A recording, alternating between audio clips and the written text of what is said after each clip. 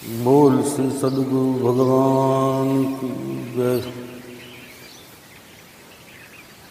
બધા શબ્દ પ્રેમી સત્સંગ પ્રેમી ભાઈઓ તથા બહેનોને જય ગુરુદેવ। આજે આપણે સદગુરુ ગોરખનાથની વાણી ઉપર થોડી વાત કરશું। ગોરખનાથની એક વાણી, અવર વાણી, વાણી રે વાણી મારા ગુરુજીની વાણી, જીવતા પરણાવી બાવે મુઆ ઘરે વાણી।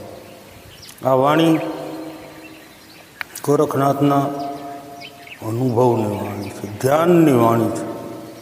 સંતો મહાપુરુષોએ પોતાના દેહની અંદર કાંઈ ખોજ કરી અને કાંઈ ભીતરથી આનંદ, શાંતિ, કાંઈ તત્વ સ્વરૂપની જે કાંઈ ઝાંખી થઈ એને વાણી સ્વરૂપમાં આપણને પીરસી છે।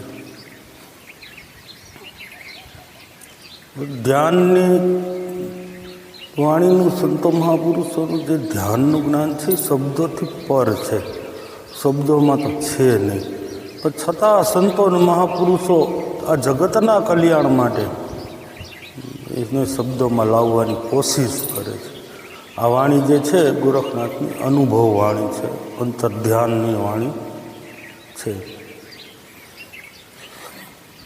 આપણે કોશિશ કરી શકીએ એની ઉપર થોડુંક વાત કરવાનું, પણ હકીકતમાં તો વાત થઈ શકતી નથી, અનુભવની છે। અનુભવનો આનંદ તો અનુભવ થકી જ થાય। કોઈ માણસને આપણે મોઢામાં ગોળ મૂકી દઈએ પછી એમ કે ગોળ કેવો છે, તો કે સારો છે, ગળ્યો છે, પણ જે અહેસાસ, જે અનુભવ એને કર્યો એ અનુભવ આપણને કાંઈ વાત કરવાથી તો ન થાય। એ અનુભવ સ્વયં પોતે મોઢામાં ગોળ મૂકે તો એને ખબર પડે, તો એને ખ્યાલ આવે કે આ શું છે। એટલે આ પણ છતાંય સંતો મહાપુરુષોએ કોશિશ કરી કે કદાચ કોઈક જીવાત્માને વિચાર આવે, જાગૃતિ આવે, કોઈ ખ્યાલ આવે તો જિજ્ઞાસા જગાડવા માટે આ સંતોએ વાણી આપણને પીરસી છે કે આવું સાંભળે ને આ શબ્દો થકી કોઈકની જિજ્ઞાસા જાગે, કંઈક છે, કંઈક આનંદ જેવું, કંઈક સુખ જેવું, કંઈક શાંતિ જેવું આપણી ભીતર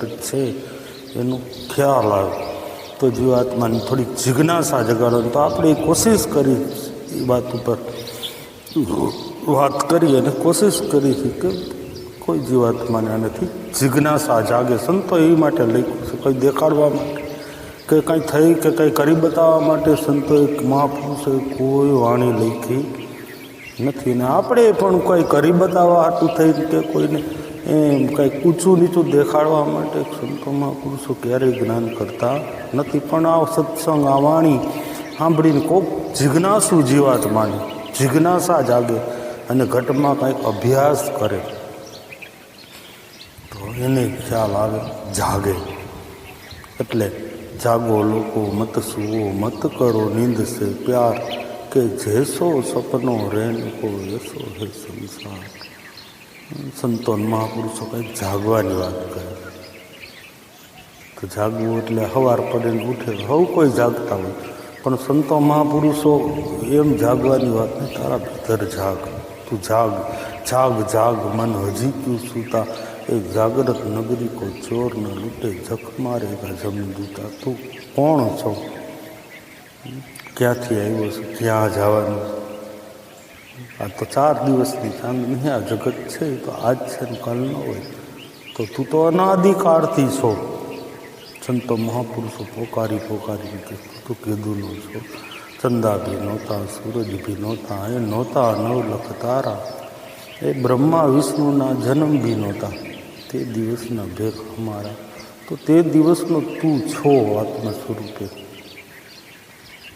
એટલે આપણે આ કોશિશ કરી આ વાણી ઉપર, જે ગોરખનાથની વાણી છે, કદાચ કોક જીવાત્માની જિજ્ઞાસા જાગે, અંદર કંઈક જાણવાની, કંઈક માણવા જેવું છે, કંઈક જાણવા જેવું છે, એ માટે મહાપુરુષોએ લખી છે ને આપણે એ જ માટે વર્ણન પણ વાણીનું કર્યું છે કે ગોરખનાથ શું કહે વાણી રે વાણી મારા ગુરુજીની વાણી, વાણી રે વાણી મારા ગુરુજીની વાણી, જીવતા પરણાવી ભાવે મુવા ઘેર જાણી. વાણી રે વાણી મારા ગુરુજીની વાણી કે જીવતા પરણાવી બાવે મુવા ઘેર જાણી. ગુરુજીની વાણી, ગુરુજી કહેતા અબ્રહ્મ તત્વ જે જાગ્રત અંદરથી ગુરુ તત્વ જાગ્રત થયું છે, ત્યાં દેહનું હું પદ મટી ગયું છે, પછી જે પ્રગટ થઈ છે એને ગુરુવાણી કહેવાય છે. જ્યાં મનનું હું પદ તમામ પ્રકારનો અહંકાર મટીને સમાપ્ત થઈ ગયો, પછી જે શબ્દ સ્વરૂપે વહેતા એ ગુરુ મહારાજમાંથી સીધો પ્રવાહ, જે નથી વિચારમાં આવ્યો કે નથી બુદ્ધિથી તર્કથી કરેલો કે નહીં, કાંઈ સીધો જે શબ્દ નાભીએથી ઉઠીને સીધો જે મુખે આવે એ ગુરુવાણી છે. આપણે છે તો તર્ક વતર્ક એક સંકલ્પ ઉઠે તેના વિચાર કરી ફિલ્ટર કરીને પીરસે છે, પણ જાગ્રત મહાપુરુષો કાંઈ ફિલ્ટર કરતા નથી, કાંઈ વિચાર કરતા નથી. સીધો જે શબ્દ નાભીએથી આવ્યો એ જ સીધો હોઠે આવી જાય છે. અને એ ગુરુવાણી છે. આ કોઈ કપટ નથી, કોઈ બુદ્ધિ નથી તોડાવી, કાંઈ નહીં. એટલે કે વાણી રે વાણી મારા ગુરુજીની વાણી, જીવતા પરણાવી બાવે મુવા ઘેરે આણી. જીવતા પરણાવી એટલે સુરતાને, પોતાની જે સુરતા છે એ સમરણમાં લગાડીને જે શબ્દ સાથે કાયમની માટે વરાવી દીધી. એ એટલે સવા બાપા કે પરણે શબ્દને સુરતા નાર સ્વયંવર ગુરુના દેશમાં. બધા મહાપુરુષોએ ગુરુ મહારાજ એક શબ્દની ઓળખ કરાવે પોતાના સ્વરૂપ અને સુરતાને સમરણમાં લગાડી તે શબ્દની સાથે વરાવી દે છે. એટલે એને જીવતા પરણાવી અને મુવા ઘેર આણી. મુવા ઘેર એટલે આપ મયરું, હું પદ મયરું અને વાહેથી જે પ્રગટ થયું એ મુવા ઘેર આણી. ભક્તિ રાણી છે ને, આપ મુવા પછી આપ મુવા વિના કે સ્વર્ગે ન જવે. એટલે હું હોય હરિ ન હોય ને હરિ હોય ને હું ન હોય, હું પદ મયરું, અહંકાર મયરો, એટલે વાંયથી જે પ્રગટ થઈ ગયું, જે તત્વ સ્વરૂપ બેઠું થયું છે એને ગુરુ તત્વ છે, એ ગુરુ છે. એની વાણી એટલે જીવતા પરણાવી બાવે મુવા ઘેરે આણી. પછી આગલી કડીમાં ગોરખનાથ એમ કહે છે કે ખીલો દૂજે મારે ભેંસ વલોણે, સસરો પારણિયાની વહુ રે હિચોડે. ખીલો દૂજે ભેંસ વલોણે. ખીલો દૂજે કહેતા પોતાનું પ્રાણ સ્વરૂપનો જ્યારે આપણા સ્વરૂપનો અનુભવ થયો, જ્યારે સુરતા પ્રાણમાં સદાયના માટે લાગી, એટલે પ્રાણ છે એ ખીલો છે. મૂળ કહું તો મહાસુખ ઉપજે, જ્યાંથી ઉપજે મન વાણી, સંતો એની કરો ઓળખાણી. કે ખોટો ખેલ જગતનો મૂળની વાત કોઈ કરતું નથી. મૂળ કહું તો મહાસુખ. આ મૂળમાંથી ખીલો પ્રાણ દૂજે, એમાંથી આત્મતત્વ વહી રહ્યું છે, એટલે ખીલો દૂજે છે. ભેંસ વલોણે એટલે જે સુરતા જે દેહ છે કાયાની અંદર એ વલોણું થઈ રહ્યું છે. પ્રશ્વાસ આવે છે, શ્વાસ જાય છે, શ્વાસ આવે છે, શ્વાસ જાય છે. આનો જ્યારે આપણને અનુભવ થવા માંડે, વલોણું સતત 24 કલાક ચાલુ, કોઈ ઘણી વાર બંધ નથી. એટલે કીધું ખીલો દૂજે મારે ભેંસ વલોણે.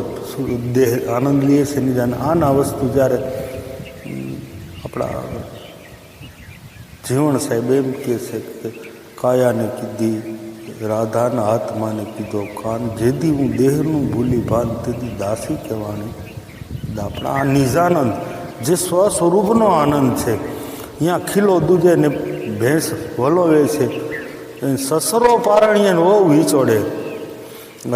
શ્વાસ આવે ને જાય. સુરતાએ પોતાના તમામ પ્રકારની મનોવૃત્તિને કાબૂ કરી, વશ કરી અને પ્રાણને વશ કર્યો છે. પ્રાણને પોતાની ઈચ્છાથી જે હલાવે છે, ઝુલાવે છે, એનું નામ જ ભક્તિ છે. જ્યારે સ્મરણ કરીને પોતાનું કબીર ક્યાં કરે કે ખોજે આપ શરીર, એ 5 ઇન્દ્રિયને વશમાં કરે ને તો ખુદદાસ કબીર પોતે પોતાના તમામ ઇન્દ્રિયોને વશ કરી અને ચેતનાને સમેટી પોતાના શ્વાસ મને શ્વાસે પોતાની ઈચ્છાથી હાલે છે. ઇમરજીવા એને મોત ઉપર વિજય મેળવ્યું સંતો મહાપુરુષે એની ઈચ્છાથી જીવે છે. ઉપર ચડતો ઉપર, નીચે જતો નીચે, ઊભો રહે તો ઊભો રહે. આટલું એનું સ્મરણ થકી પોતે પોતાની મનોવૃત્તિ ઉપર, પોતાની પ્રકૃતિઓ ઉપર વશ મેળવ્યો છે. એટલે એમ સુરતા એના ઈચ્છાથી એને પ્રેમે વશ કર્યો છે. ભગવાનને પ્રાણ છે એ ભગવાન ભગવત સ્વરૂપ છે પોતાનું. ને સસરો એટલે કારણ કે આખી સૃષ્ટિનો અધિપતિ છે, એને જ આખી સૃષ્ટિનું સર્જન કર્યું છે. એના થકી તો આખું સૃષ્ટિ એને પ્રેમે કરીને સુરતાએ વશ કર્યો. પોતાની ઈચ્છાથી હલાવે ચલાવે છે. નિજાનંદ સ્વરૂપ છે. એની વસ્તુ આપણા રામદેવજી દાદા એમ કહે છે કે પૂછો પૂરા પંડિતોને, કે પૂછો શેખ સંન્યાસીને નિજના ગુરુજી. એમાં એક કડીમાં રામદેવજી એમ કહે કે ભંગની કેરી ભંગ કોણ, શિવજી કેરી લિંગ કોણ, લિંગમાં એક જ્યોત બિરાજે એના રે દેવતા કોણ છે. આ બધી એકની એક વસ્તુ. નિજાનંદ જે પ્રાણને પોતાને એને શિવલિંગ કીધું. એ લિંગ છે, એ સત્યલિંગ છે. એટલે સસરો પારણ્ય વહુ હિંચોડે. વહુ કહેતા પ્રકૃતિ સુરતા જે છે એ આમ તો પ્રાણમાંથી ઉત્પત્તિ થયેલી. ઓલો ડાડો છે એ જુગો પહેલાંનો અમર જોગી પ્રેમ જળ તેની પાસ. સંતોન મહાપુરુષો એમ કહે છે કે એ દાડો છે, કાંઈ નહોતું તેદી હતો, એમાંથી ઉત્પન્ન થયેલી સુરતા, તો એમાંથી ઉત્પન્ન થયેલી. છતાંય એ વહુ એટલે છે કે ઓલો પારણીય છે એટલે પોતે એની ઈચ્છાથી હિંચોડે છે. નિજાનંદ સ્વરૂપ આનંદ કરે.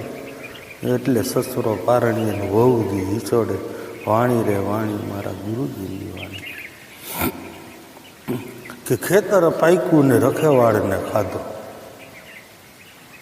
ઉલટાનો મરગાએ ઓલા પારાધીને ખાધો. ખેતર પાક્યું ને રખેવાળને ખાધો એટલે આ કાયા, આ દેહ પાકે. માણા જેમ સંતો મહાપુરુષો જોવે છે કાયા, આ ખેતર પાક્યું અને આત્મા સ્વરૂપને ખાઈ ગયો. કેવું ધન હતું, પોતાનું પરમાત્મા સ્વરૂપ ધન હતું, એ ધનને ખાઈ ગયો. આત્મા સ્વરૂપ ભગવત સ્વરૂપને ખાઈ ગયો. ખેતર પાક્યું, રખેવાળ હતો જે મૂળ આમાં આત્મા તત્વ જેના થકી બધું હાલતું ચાલતું એ આત્મ તત્વને જ ખાઈ ગયું. એટલે કીધું ખેતર પાક્યું રખેવાળને ખાધો. ઉલટાનો પારાધીએ, ઉલટાનો મરગાએ પારાધીન ખાધો. એવું જ થાય ને. જીવ સ્વરૂપ જીવ ભાવ થઈ ગયો. આમ તો એનું કાંઈ અસ્તિત્વ નથી, છતાંય પોતાની અંદર ભગવત સ્વરૂપ જે છે એને દબાવી દીધું, એને ઢાંકી દીધું. એટલે ખેતર પાક્યું રખેવાળ. ઉલટાનો મરગા મનરૂપી મૃગલો છે એને આત્મા સ્વરૂપ શિવ સ્વરૂપને દબાવી દીધું, ખાઈ ગયું. આપણું જરાક એવું હું અહંકાર મેં અહંકાર જરાક સહજ એવું એનું કોઈ અસ્તિત્વ નથી. જેમ મોજાની પાછળ, મોજાનું શું અસ્તિત્વ? દરિયાની માંથી ઉઠતા મોજા દરિયાને દબાવી દે, દેખાતો બંધ કરી દે. આ એવી વાત છે. ઉલટો મરઘાએ કે પારાધીને ખાતો. વાણી રે વાણી મારા ગુરુજીની વાણી, જીવતા પરણાવી બાવે મુવા ઘેરાણી. કે હેઠે હાંડીને ઉપર ચૂલો ચડ્યો. ગોરખનાથ કે હેઠે હાંડી અને ઉપર ચૂલો ચડ્યો. ઝડકેરી માછલી ઓલા બગલાને ખાધો.